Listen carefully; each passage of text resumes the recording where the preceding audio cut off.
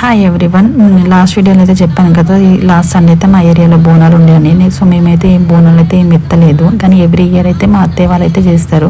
తిని వచ్చేసి మా పిన్ని, మా మమ్మీ వాళ్ళ చెల్లెలు, అంటే మా అత్తయ్య వాళ్ళు అంటే మా మామయ్య వాళ్ళు, వాళ్ళ ఫ్యామిలీ, మా మామయ్య మా అత్తయ్య వీళ్ళు సెకండ్, మా మమ్మీ వాళ్ళ తమ్ముడు, వాళ్ళ డాటర్, మా మరదలు అప్పు.